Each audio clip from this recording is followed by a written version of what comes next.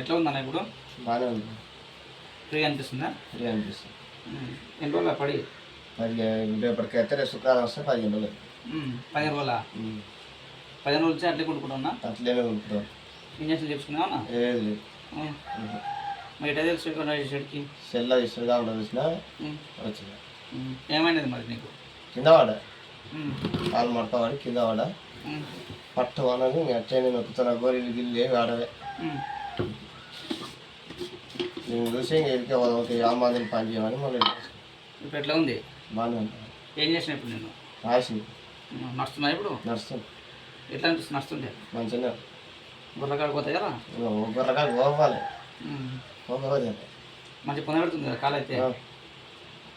నమ్మొచ్చు సంబంధం? నమ్మొచ్చు సంబంధం అంటే నమ్మాలి. నమ్మాలి కదా, నమ్మొచ్చా నమ్మొద్దు అంటారు. నమ్మొచ్చు. ఎంత ఫ్రీ అయింది నాకు. చెప్తావా కానీ అట్లే చెప్తా. అట్లా చెప్పు. ఏం చేస్తాను సరిగా వస్తాను పోతున్నాను పేరు మా వాళ్ళకి వస్తాను కానీ అలా మా సంతగా ఎవరు? మా తమ్ముడే. ఆయన మోకాలు కింద వాడి బైక్ గుద్దింది. అప్పుడు మోర కట్టుకుపోయి దగ్గర వస్తలేదు. ఎవరు చేసినాడు? చల్లవాడ పేరు బీరయ్య. ఏ బీరయ్య అంటారు? చదవకుండా బీరయ్య. చదవకుండా బీరయ్య. ప్రతి మేలు అనిపిస్తుంది. నడిస్తే నడిస్తేవనా? మేము నడిచాను. బర్రె వేసి నడిచాను. మేలు అంటావు ఇప్పుడు. ఇలా గుర్రకాడ కురకాలి నువ్వు.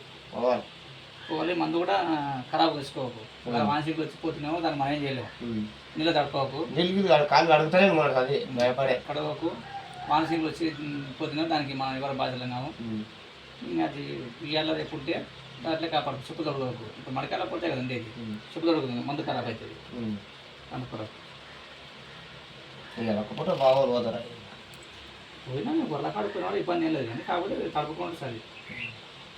ఇంటికా వండుకుని ఏం లేదు. పోవాల్సింది గుర్రకాడ నువ్వు.